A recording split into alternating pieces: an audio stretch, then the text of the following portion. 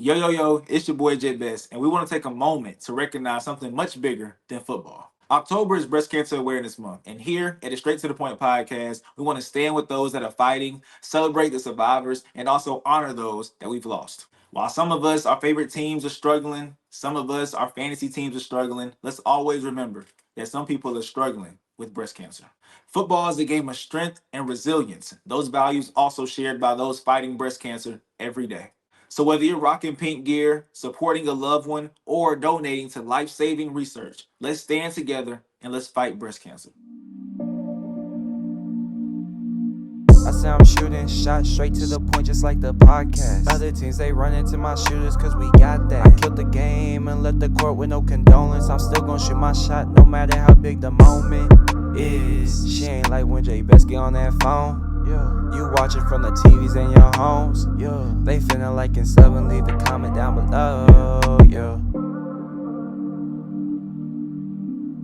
Yo, yo, yo, it's your boy Bess, your boy Rell and boy Jerrick, and welcome back to the Straight to the Point podcast, season 4, episode 6. On today's episode, we'll be discussing what head coach is on the hot seat early, and then we'll also be talking about what loss was more shocking, the Bills or the Eagles. And following that, we got a no huddle segment. Then we're going to end our episode with our week 6 bets and our week 6 picks. All right, but before we get into any of that, as always, we want to thank God for waking us up this morning, allowing us to talk about sports, which is something that we love to do. And without him, we would not be here right now. Fellas, y'all ready? Let's go. All right, y'all. It's getting hot. It's getting hot. It may be early, but the temperature is definitely rising for some of these coaches who we believe is on the hot seat. So me and the fellas are about to give y'all 3 candidates that are on the early hot seat. Real, who you got? Yes, sir. First on the list, I'm going down to Arizona. Jonathan's Ganus. Throughout his first 39 games, he's 14-25. That has a win percentage of 35%. Granted, being Kyler Murray hasn't been playing great, that has to do a lot with you. This Cardinals team is bad, like really, really bad, and it's because of him. Within the last 3 weeks, they've had some really, really bad breakdowns. One being last week against the Titans. The Titans just got their very, very first win against the Cardinals, who were down 6-21. So they scored 16 unanswered points against them. Dating back to the week before, it was a division game on Thursday night. They lost by 3 points to the Seattle Seahawks. Dating back to week 3, they lost by 2 points to the 49ers. Like, these are close games, and whenever you lose close games like this, we say it all the time with Baltimore, these are coaching decisions. Like, this is happening because of coaching. So it's sad to say, and it's a lot of fingers to point in Arizona, but it starts with the quarterback. And we'll get to it later, but what happened on the sideline this week is just another recipe for disaster. I've never, ever, ever in all my life of football ever seen a team find a coach ever. So this is just a big statement, like, keep your hands to yourself. And obviously after that happened, you lost the front office. So the owner is not messing with you, the GM isn't messing with you, and the locker room's not messing with you. Mm-hmm. So, like, I don't even think this guy makes it past week 9. All right, so we got Jonathan Gannon for the Arizona Cardinals. And it's not only, real quick, it's not even that they lost the 21-6 lead. It's, first of all, who it was to, right? And also how it happened. That was the sloppiest loss. The goofy, actually, forget sloppy, the goofiest loss I've ever seen in my lifetime, right? So that definitely points at the wrong direction. But, Jerrick, who you got? I have Dave Canales down there in Carolina. Like, when you look at this team, I just don't see, like, they're not a good football team in my eyes. And I feel like we gave him that first year to adjust just because he's, first year head coach with Bryce Young, who's a struggling young quarterback. But this second season, like, we expected so much more. Like, we all had higher expectations for this team. We thought this team would, have a pretty good winning record, maybe compete in that division, but that's not what it's looking like right now. And I feel like it does start with the head coach. He's 7-15 in his 2 years there so far. And outside of the Falcons game, like, this year, they just look bad. I mean, even beating the Dolphins, they still look bad. Like, Rico Dowd had a great, like, career game, but outside of that, they still look bad. And it's just, I don't know, and I don't think he's the guy to change it. Like, whenever we look around the league, we see all these, like, masterminds or these locker room coaches that can really get guys going. I don't know what he is really. I don't know where he specializes at. Nothing that he's done yet has jumped off at me. Like his decision making, nothing has said, okay, this is the guy to turn around Carolina, because they're not ready right now. And even though they're not ready right now, you might say, well, that's not his fault. He doesn't have the pieces for it. But I don't think that he'll be the guy to get it ready. I don't see him being a guy that can like complete this rebuild and turn this organization around. So I do think that he needs to be on the hot seat, and I think that by the end of the year, he will be gone. All right, so we got Jonathan Gannon, we got Dave Canales, and it breaks my heart to do this, guys. It really does. I'm going with Aaron Glenn. Okay, now before I even start, listen. I think I'm about to change y'all's mind. Okay, look, before I even start, I do want to say that all three of us believe that Aaron Glenn deserves another year. All three of us believe that. But I'm about to tell you why I don't think that's going to happen. All right. So there's three reasons why I think Aaron Glenn is gone. Like, and it might not even be after this season. It might be low key later on this season. And it's very unfortunate because to me, when coaches go to bad organizations, you should automatically get a year. Automatically get a year, especially when this is your first time being a head coach. You should get a year to get a feel for it, right? But we know where they are. They're in New York, right? In New York, the media, the market, they demand success early, and that's not what we've been seeing. So these are three reasons why I think Aaron Glenn is gone. And once again, I want to go on record. All three of us believe he should not be, but I think he will be. All right. Number one, let's keep it a buck. What's this show called, Jerrick? What's it called? Straight to the point. Straight to the point, right? We don't sugarcoat nothing. We don't keep it a buck, all right? Aaron Glenn is the African-American coach, all right? I try to use the proper term. He's black, all right? So with that being said, there's already a short leash, okay? And we've seen black coaches get fired after one season with a bad team. We just saw it last year. Gerard Mayo got one season, got fired. Honestly, did he even finish last season? I don't think he did. Or am I tripping? I think he finished the year. He might have finished, but He might. he got fired after one season with the bad organization. We knew that team was going to be bad. Still got fired. Did they upgrade that head coach? Sure, but he still got unfairly treated and got fired. Antonio Pierce with the Raiders, right? 1 year, 1 full year as the head coach, got fired. We knew that team wasn't good. Did they upgrade a head coach? Sure, but I believe he was wrongfully fired because that team wasn't going to be good anyways. And look at the team right now too. By the way, y'all want to fire Antonio Pierce? Look at how bad the Raiders look right now. So we've seen it over the past last year. We saw two head coaches that were black get fired after 1 year with a bad team. All right. Reason number two, right? We all know since we've really been into football, the Jets have been probably one of the worst organizations in the league, right? And when it comes to win-loss record. So they did go to the playoffs under Rex Ryan, right? Back-to-back years, I believe. So I took the numbers from the year after that to now. The Jets overall are 82 and 146 in that span. 82 and 146, right? In that span. And this is from, I want to make sure I give y'all the exact number. This is from so the last time they went to the playoffs was 2010. So 2011 to now. 2011 to now, this team is 82 and 146. Aaron Glenn is the first Jets head coach to ever go 0-5. What you can't do is go to a bad organization and then get put in the record books for being bad. Okay, y'all, that's like going to a Diddy party and P. Diddy kicks you out because you too freaky. Like that's the equivalence to what's going on with the Jets. Like Aaron Glenn, you went to a bad organization and you're being recognized for being arguably the worst head coach because of the start. Like y'all feel my drift. That's not good, right? And then number three, this is the icing on the cake, I believe, because I believe that if you are a defensive minded coach or offensive minded coach, as long as your side of the ball looks good, your job should be safe. That's what I believe. Well, that's not the case. All right. So reason number three, his defensive minded coach, has allowed 31 points per game.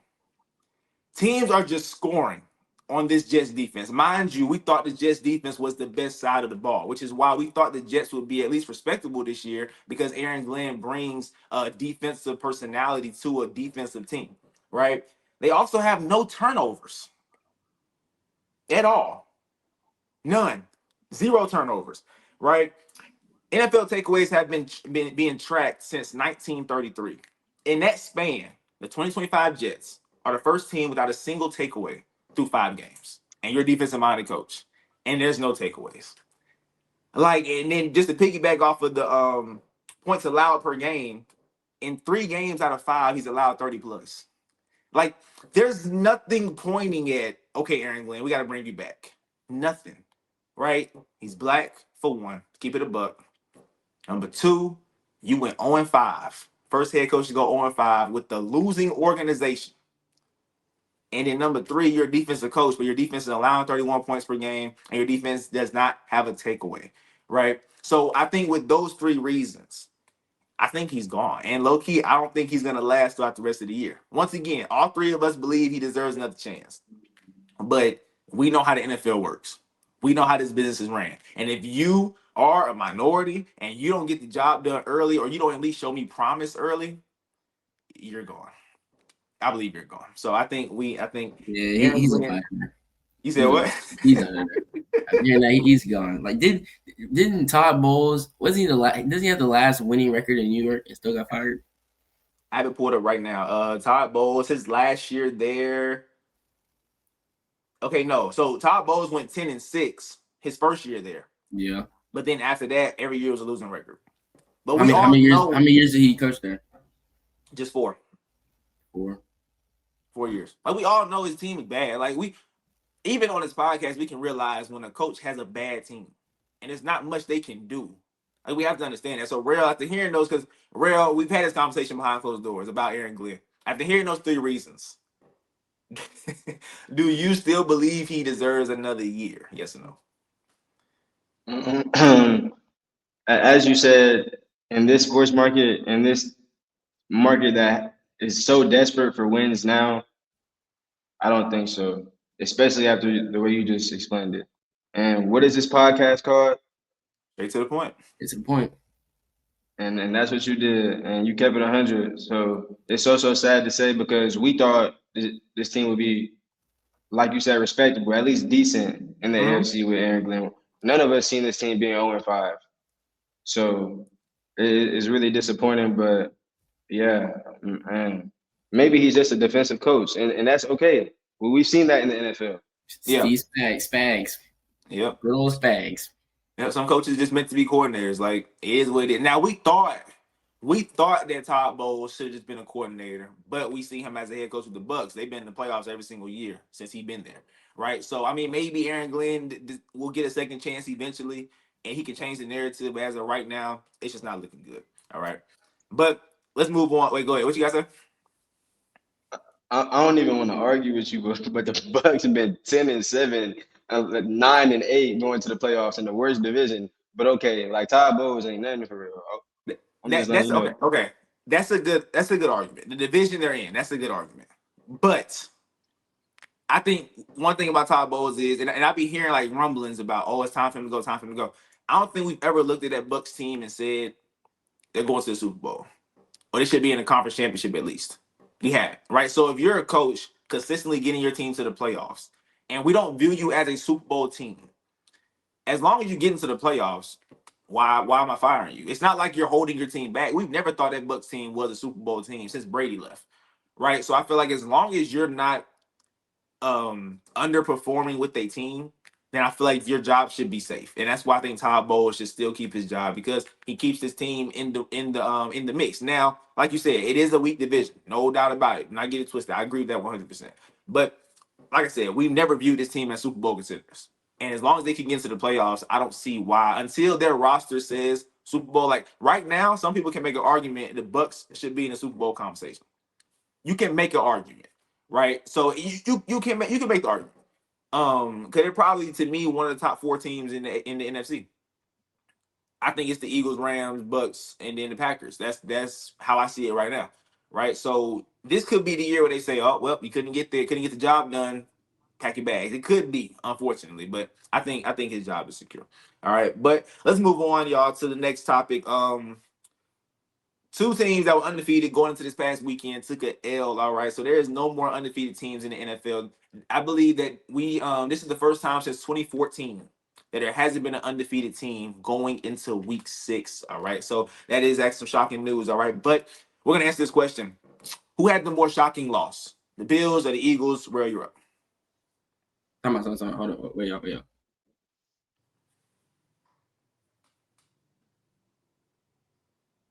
Eagles. Now, Yes, sir. This one was easy for me. Going down to Philly. I wasn't expecting Philly to lose this game, and then going into the fourth quarter, they were up 18 points. And then in the first half, Philly looked really, really good. In the second half, they just broke down. They really just beat themselves. We all know Philly as a disciplined team, usually not going to beat themselves. They usually don't get penalized a lot. But on Sunday, they had 9 penalties for 55 yards. That really, really hurts, especially on the last 2 drives when mhm. they had momentum going. Yep. But um, it really just it hurts the Eagles because, like we were just talking about off camera, AJ Brown, who we've been talking about since week 2, he's a diva.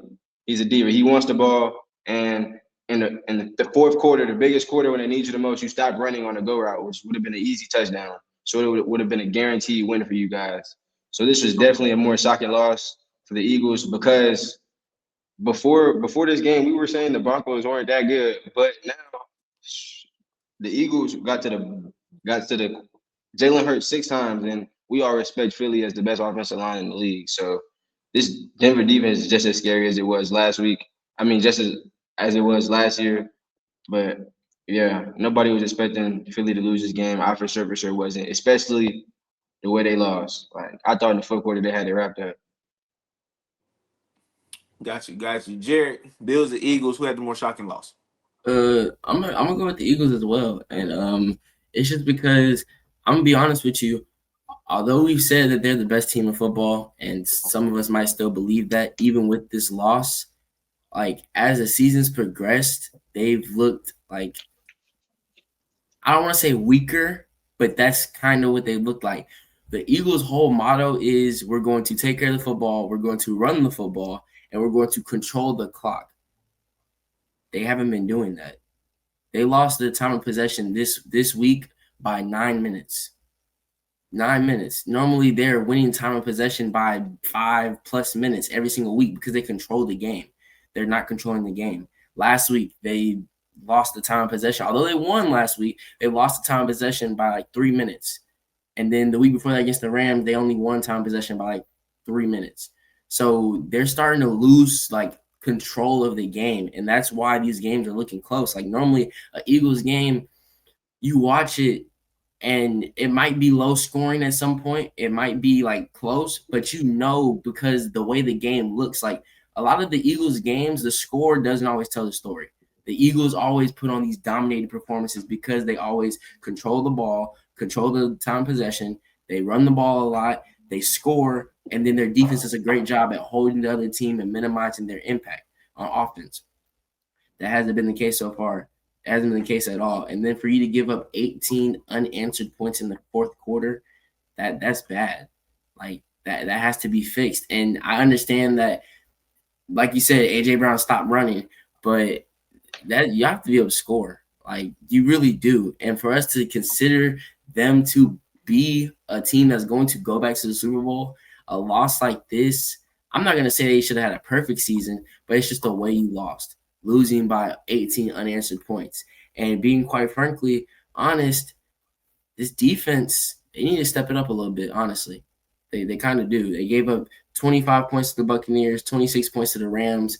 Although that's not like a 30-point game, it's still like need more stops, more turnovers from the defense, like they did last year. That defense last year and this year, although they're not just giving up crazy points like a Jets or another team of that nature, the defense doesn't look as dominating as it did last year. And our whole entire argument and conversation was they lost a lot of pieces, but they still have pieces in the key positions, and they also added some other pieces. So this defense needs to get a little bit better. They need to get back to their old ways. They need to get back to controlling the clock, controlling the game, and I think they'll be all right. But this was definitely a more shocking loss because of the fashion they lost in. So I think this was a sweep. Real quick, I want to comment on the Bills real quick. I remember last week I actually said that if the Bills and Patriots played at 12 o'clock, I would have picked the Patriots, right? But I did not think that in Buffalo on primetime television they would lose to the Patriots. Like that was kind of that was also shocking. But the reason why I'm leaning more towards the Eagles is because I'm not, and it's not even a loss that I'm shocked about. I'm shocked about how they played that game coming off of AJ Brown's comments. So my frustration with the Eagles right now is that y'all are letting one guy change y'all's identity. A week after he complained about basically not getting the ball. I mean, that tweet basically put everything into complaints, right? He complained about basically not getting the ball, the passing game, all of that was in that one tweet, basically. And the week after that tweet came out, Saquon Barkley ran the ball 6 times. 6. That should never happen. That means that the offensive coordinator said, hey, man, AJ frustrated. Let's just air the ball out. Guys, they threw the ball 38 times, right? And the only time they had to throw the ball more than 30 times this year was when they was down to the Rams in the first half, right? And in the second half, they had to come back, so they had to air it out. Other than that, they threw the ball 23 times, 22 times, 24 times. But you threw the ball 38 times the week after A.J. Brown complains. That's not good. That's not good. Like I said last week, this is an internal cancer in A.J. Brown. And if A.J. Brown's going to dictate how you coach a game, how you call a game, then he needs to go. Because this is not your identity. Like one thing, and people are going to try and bash me for, oh, so Jay Hurts can't throw the ball 30 plus times. That's not what it is. It's about playing to your strengths. That's what it's about. And although the run game is not looking great right now, like Saquon's production from last year to this year, it's a crazy drop off. But we all know that at some point it's gonna get going. You can't bottle up Saquon forever. Like at some point, this run game is gonna get going. So you got to stick to your identity. So the fact that the offensive coordinator, I believe Kevin Patullo, I think that's his name, came out and said, "Hey, we're just gonna air it out." When you didn't even have to, mind you, they was up 17, and they still only had 6 carries with Saquon. Like it's not even that the game requires you to throw the ball a lot. You was up by double digits going into the fourth quarter, and Saquon only had 6 carries. That's just not that's not cool. And the fact that it came after the week AJ Brown complains shows me that y'all wanted to cater to AJ Brown. And if y'all gonna do that, that's gonna lead to more losses, and that you're losing your team because you're letting the player basically dictate everything that's happening. And low key, he's not even the most important player on the team. I could see if it was maybe Jay Hurts saying it or Saquon saying it, then I could see, right? But it's AJ Brown saying this. Sure, he's important, but he's not the most important. As I said last week, this is about the Eagles, not about AJ Brown. So if I'm the Eagles, either y'all gonna the coaching staff gonna drop their nuts and say, look, this is our identity. I don't care what you say, this is what we gonna do. Or you gonna get them out of there. It's one or the other. But we're not gonna sit here and change what we do because of you. When we did change what we do because of you, we lost. So yeah, the Eagles coaching staff gotta make up their mind. I love Nick Sirianni to death, but you gotta step up and say something because this is ridiculous. Y'all letting the drama queen dictate y'all's team, and then guess what? Now you're 4-1 instead of 5-0. And none of us thought that they would lose the Bo Knicks this weekend. At all. That's crazy. And that's the thing, like I brought up the time of possession, and I didn't even think to look at Saquon Barkley's carries. And you talk about how he hasn't been as explosive his production. Those 6 carries for 30 yards. That's 5 yards a carry. You can ask anybody that watches the NFL and knows the game. If your running back has 5 yards a carry, that's very good. Like that's still, and that goes back to their time of possession and controlling the clock. The past 2 weeks has looked completely different from an offensive standpoint. And it's because they want to air the ball out more. And it's not even on Jalen. Like, and some people will hear this and say, oh, this is proving the point that Jalen Hurts isn't that guy. No, this just isn't their identity. Like, they still put up points and put themselves in a position to win, but that's when you got to be smart and go back to running the football. That's just so this is just showing it's as much on the coaches as it is on the players. Yeah, they gave up 18 points in the second in the 18 points in the fourth quarter. Fourth quarter, 18 And unanswered points. they didn't score, yeah. And they didn't score. So, yeah, it's definitely on that. And if you watch the games, it's not Saquon being washed. I can guarantee it's the O-line. The O-line has been struggling. And they also been banged up. Landon Dickerson been banged up a little bit. Lane Johnson been banged up a little bit. So it's not even Saquon not producing. It's about he has nowhere to go. If you actually watch the game, Saquon is being bottled up. But I'm telling you, that's not going to last for much longer. But Rell, do you believe that? Okay, after I just connected AJ Brown to the Eagles, how do you feel about Nick Sirianni letting this happen? Basically, letting AJ dictate the pace almost. To me, it really shows how close Nick Sirianni and AJ Brown is, and how cool of a coach Nick Sirianni is. He's saying, "Okay, AJ, I want you to be happy. I'm gonna get you the ball." But like you just said, you can't let it dictate your season and dictate if you win or lose games. And like Jerry just said, you ran the ball 6 times for 30 yards. Your best player, who we all agree the Eagles' best player is Saquon Barkley. A big reason why they won that championship was Saquon Barkley. Your best player got 6 carries for 30 yards. Like you just said, Jalen, they were up 17 points. Like, you just got to keep on feeding him. So how I feel about Nick Sirianni is, I mean, you see what happens when you try to make one guy happy instead of 10 other guys. When you try to cater to one guy, when it's a team sport, you'll never win. So, Nick Sirianni, get it right, or you're just gonna keep on dropping and keep on dropping.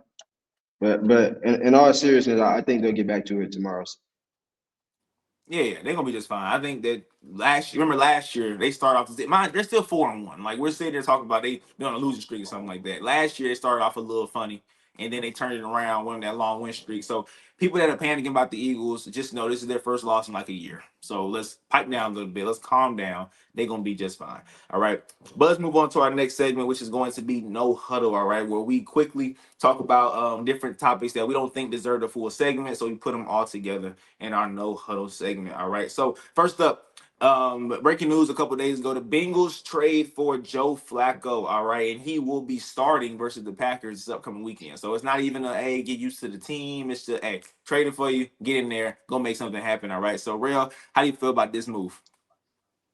I feel like it was definitely an upgrade from Jake Browning, definitely, and you could tell because he got the job on his first day. But Joe Flacco, he was able to win a couple of games in Cleveland the past couple of years. He went to the playoffs, but in all reality, Cincy, what did you do? What did you get out of Joe Flacco just now? One more win, 2 more wins. I think they should have went and got a QB that they actually can depend on to win games, and they can actually depend on to throw the ball or maybe run and evade, because that O line is so bad. It's going to be even worse with their quarterback now. But Joe Burrow's going to be out at least 2 more months, and they have to play Green Bay, Pittsburgh, a hungry Jets team, the Bears, the Steelers again, Patriots, Ravens, and Bills. So I just can't see them winning in any of those games. So I mean, like I said, they had to do something. Like we all said the past couple of weeks, they had to do something. Like Jake Browning was not it, but was this the right move? Was Joe Flacco the right move? I feel you, Jerrick. Yeah, this like whenever they first made this move, I was thinking, okay, it's an upgrade, because if you look at least before this season, the talks was how Joe Flacco, like if you really look at his games, he's actually been playing pretty good football. And Mike Tomlin went on the record last year to say that whenever the Steelers played the Colts, mind you, we lost to the Colts last year, he said that the whole entire game plan was to keep Anthony Richardson in the game. And they try to say, oh, is that like a knock to Anthony Richardson? Like he was like, no, the years where Joe Flacco was in the AFC North, he knew what Joe Flacco could do to our team. Best believe Anthony Richardson got hurt. Joe Flacco comes in, we lose the game. So, but this year is completely different. Like Joe Flacco and Jake Brown, it's not too crazy of a difference. I mean, you have a true starter in Joe Flacco. You have a guy that we say makes better decisions, but Joe Flacco can turn the ball over as well. And now he's not mobile. Like, he can't move at all. you could have traded for a Jameis Winston. I don't know. Why on earth did they not just go trade for Jameis Winston? He's the third quarterback in New York. You're going to get him for a dime, and he's going to go out there. He's gonna bring some spark into the locker room at least. Like, I think people want to play beside Jameis Winston. Like, he's a good teammate. He gets people fired up. We saw Jameis Winston take the Browns. Jameis Winston made Jerry Jeudy look like a wide receiver one. This year, Jerry Jeudy has done nothing. Nothing. Mind you, I know he's on my fantasy team. He's done nothing. He's about to get traded. Like, I don't understand why you don't go get somebody that can make things happen. You go get Joe Flacco. I think they just played it safe by getting Joe Flacco.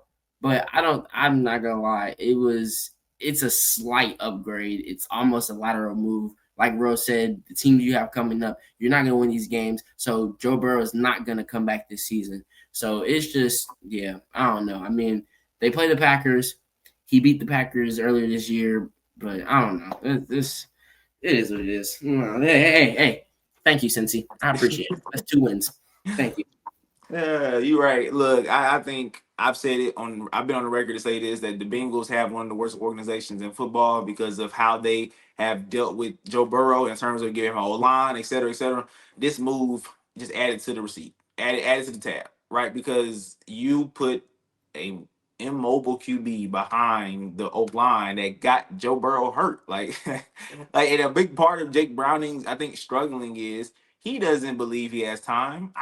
I'm gonna give him benefit of the doubt. Yes, he's looked bad, but I think a piece of it is, bro, this old line not gonna protect me. Let me just get this ball out of my hand. Some of them passes on Sunday against the Lions were just so bad that you can only blame the fact that he just don't think he got time. He's just like scared for his life right now. Like, that's the only reason why you can even throw those kind of passes is if you're just scared. So I mean, hey, like Jerrick said, I don't mind. Thank you. I appreciate it. I really do. And when we play them, go ahead and bet the over on sacks taken by Joe Flacco, because I promise you, we're going to get there. All right. But I do think, real quick, that this does elevate Jamar Chase and T. Higgins a little bit if he has time, though. Like, that's the problem. If he don't have time, then it's going to be the same thing it has been. But if he does have time, I think he can get the ball to Jamar and T. Higgins on a more consistent basis. All right. Next up, in Arizona, who we were just talking about him a little earlier, Jonathan Gannon, guys, had a nice little sideline exchange with Emari DeMarcado after he fumbled the ball going into the end zone. He kind of yelled at him, gave him a little contact. Wasn't too crazy, but the Cardinals, did fine him $100K. Rell, what is your reaction to this? Yes, sir. I kind of touched on it earlier.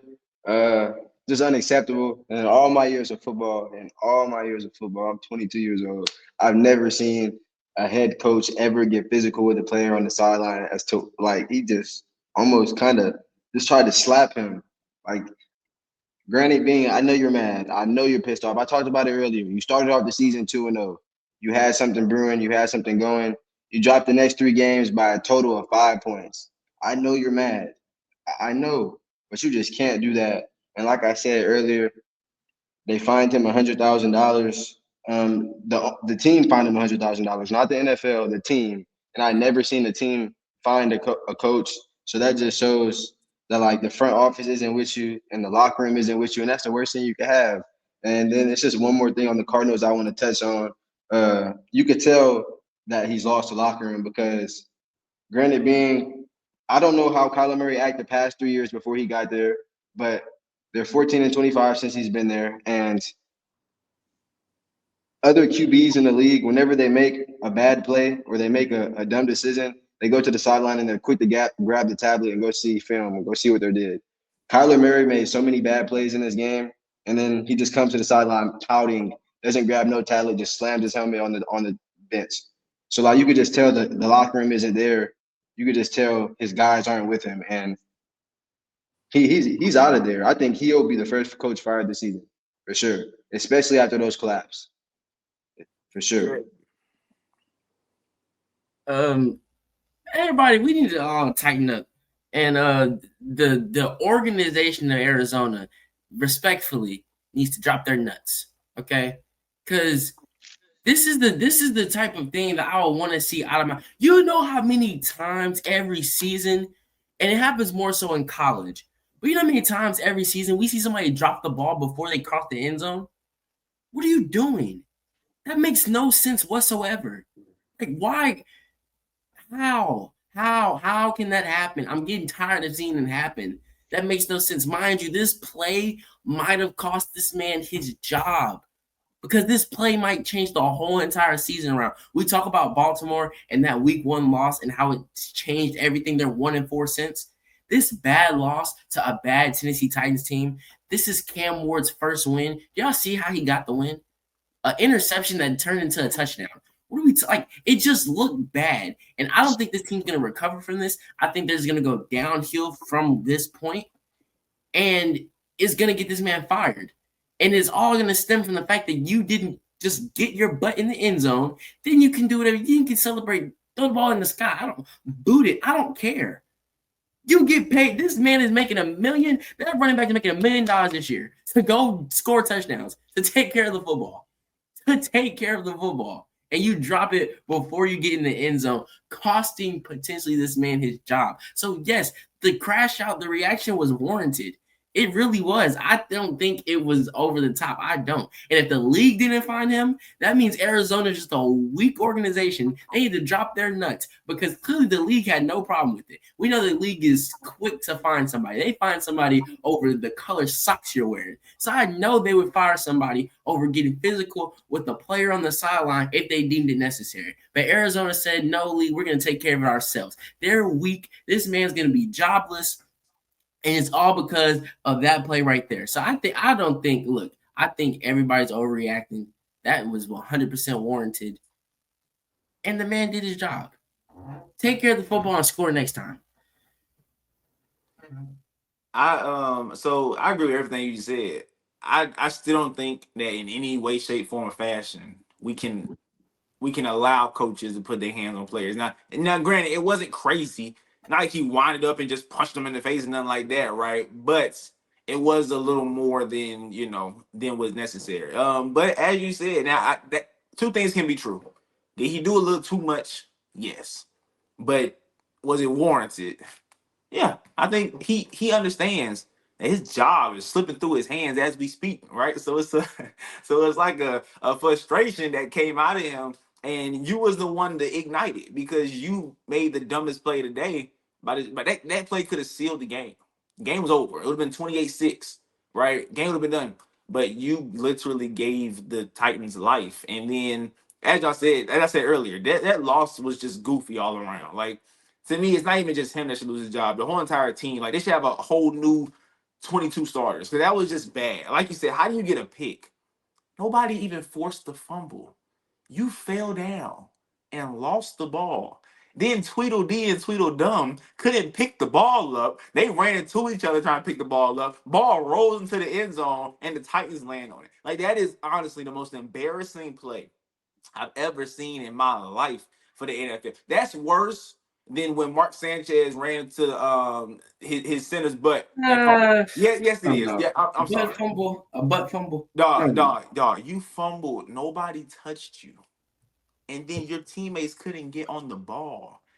Like, that's just it's sloppy. It's sloppy, it's goofy, and that's why he's not gonna have a job going into next year. And it's unfortunate, but I'm sure teams would love to have you as a DC. I'm sure. Very unfortunate. They're 2-3, and they could have been 5-0. The last 3 losses are all by 1 possession, specifically a field goal with no time left in the clock. He's gone. Stupid. And I know against the Seahawks, your kicker missed the landing zone on the kickoff, which put them in kind of good field position. They got the field goal in the game. So players are costing him, and that's why that frustration probably came out. So, I mean. And another goofy play that needs to be talked about is a snap that hit Kyler Murray in the face mask. I'm so That's glad a fumble. you said that. I'm so glad you said that. I forgot all about that. Like, the loss was just goofy all around. That play, the fumble, and the 2 fumbles, the fumble and the interception and the fumble on the touchdown run, like all of that, Jonathan Gannon, just pack your bags, bro. Just pack your bags and have them ready to go. So when they do call you, you can be like, I'm already packed. I'm already. And actually, I hope he does get fired because he should want to leave. My players are doing stupid stuff like this, and I want to get blamed. Sure, bye. That's cool. So Jonathan Gannon, at Pittsburgh, would love to have you as a DC.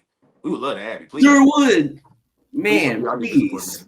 Please be our defensive coordinator. All right. But next up, we got the AFC West, y'all. Surprisingly, shockingly, the Chiefs did lose to the Jaguars. Costed some of us some money, but I'm not going to say nothing about that. But the AFC West, as of right now, as we speak, the Chargers and the Broncos, I want to say, are tied for number one. That's what I want to say, and make sure I'm right. Yep, they're tied for number one. They're both 3-2. The Chiefs are 2-3 in third place, and then the Raiders are 1-4. So, Rell, as of right now today, who's going to win the AFC West? Yes, sir. I just want to say this to start off. Even though these teams are 8-6 right now, 8-7, I mean, this is still the best division in football, so don't even worry about that. But the Chiefs are still the best team in this division, for sure, for sure. And I just feel like it's still week 5, and we can't overreact after that. Like we can't overreact after them being down 2-3 because we've seen this Chiefs team overcome so much within the past 5 years. So, and like we said last week, losses like the Chargers had and the Broncos had last week, they'll keep the Chiefs in the division. Like the Chiefs are behind one game. They're down one game and they have not been playing good football. The loss they had on Monday strictly came because of stupidity. Like I couldn't make that up. Like being up 14-0, going down, having two 80-yard drives, one inning and a 99-yard pick six, and then the other one, like I couldn't make up that loss. So if I was the Broncos and I was the Chargers, I'd try to get as ahead as I can, which they're not going to be able to do too much because the Chiefs' schedule gets easier. They play the Lions. Granted, it's going to be a tough game. I think they're going to get the win Sunday Night Football, but then it gets easier. Raiders, Commanders, Josh Allen and the Bills. I think they win that game. Division games, I think the Chiefs are going to win. Like the Chiefs are hungry, so I'm taking the Chiefs to still win this division, and you guys are going to see it into the end of the season when we're talking about it. All right, Jerrick, as of right now, who you got winning the AFC West? Yeah, I 100% agree. It's the Chiefs, and that's not going to change. Like Roy said, the fact of the matter that they're playing bad football and they're only one game behind, that's critical. Like, mind you, the Chargers dropped 2 games that we think they should have won. There's no reason why the Chargers wanting to win this division. You can't lose to the Giants. And then this game against the Commanders, you should have won this game. Let's be quite frankly honest. We think that they're a better team than the Commanders are. The Broncos, I think they are starting to pick up a little bit, especially with this win. But the Chiefs, I'm not gonna bet against Patrick Mahomes and Andy Reid just yet. It's like wanting to bet against Tom Brady and Bill Belichick. I'm not gonna do it in no way, shape, form, or fashion. Am I gonna say that they're not gonna win this division, especially when they're only one game behind? Like Will said, their schedule is gonna get easier and they're gonna get better. Mind you, after this week, they get Rashee Rice back. Like Patrick Mahomes is making Tyquan Thornton look like a real wide receiver one. So he's going to have all his weapons back. This team's going to get their chemistry back together. This defense is going to step it up and going to improve. This team will be fine. Like Rose said, they literally beat themselves this Monday. Like if you watch the game, they beat themselves. So I think that the Chiefs are going to win this division. I have no doubt about it. I am not willing to bet on anybody else winning the division, but the Broncos have a compelling case. I mean, you just as much as we talk about the Eagles losing that game, we got to give the Broncos credit for coming back and winning that game as well. Bo Nix looked great in the fourth quarter against the Eagles, made 0 mistakes. I believe like 9 for 10 on passes, something crazy like that. He had a really good game, and they play the Jets. The Broncos play the Jets, Giants, Cowboys, Texans, Raiders before they play the Chiefs. That's 5 games that I honestly think is winnable. Like, I don't think there's one team on that list I just named that I think flat out could just beat the Broncos. And then even after you played it, so you play the Chiefs, then the Commanders, then the Raiders again, the Packers, the Jaguars, the Chiefs, the Chargers. Like, their schedule is not like a big gauntlet. It's not crazy. So I do think there's a compelling case for the Broncos to win it, but I'm not willing to do it for all the reasons that y'all said. Even though they're 2-3, they still don't have the best receiver. Right, the best receiver is going to come back, and I think that they're going to like the Jaguars won that game, but it took a 99-yard pick six. It took a Trevor Lawrence tripping twice to get into the end zone. It also took a defensive pass interference that put them on the 1-yard line that led to Trevor Lawrence falling twice and getting back up and scoring. That was just a sloppy win by the Jags, and I think it was more so the Chiefs losing it. So I think we all got the Chiefs, but I think the Broncos do have a compelling case. All right, but last piece of the no huddle segment. What above 500 team will crumble? Y'all, we see teams come out hot every single year, and then some of them they can sustain it, some of them can't. All right, so what team do we believe is going to crumble? Real going first. Yes, sir. I'm going down to Jacksonville. I said it last week. This is the worst 4-1 team in football. We saw. I said it earlier. We saw how the Chiefs just won their game. We saw how they've been winning games. I just want to say that defense is not good. They're getting lucky turnovers. Like they they have the 30th ranked defense on third down. They have the 27th ranked defense in passing yards. When it comes to total yards, they're below average or 22nd in the league. Like this is a bad defense. And to make it even worse, their quarterback's not playing good. Like the quarterback has 6 touchdowns to 6 turnovers. Like this Jaguars team is going to fall and they're gonna fall fast. I have them going 9-7. Uh, they have Seattle coming up this week. That's a loss. They have the Rams.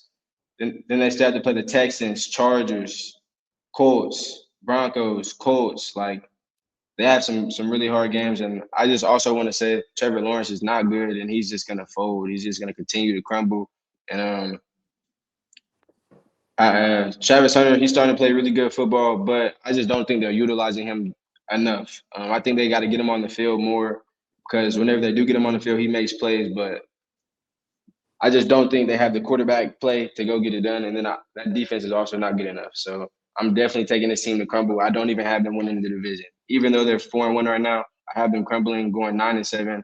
I still got the Texans or Colts winning that division. Jerrick. I have the Minnesota Vikings. I'm just not, even with JJ McCarthy, I was not confident in this team.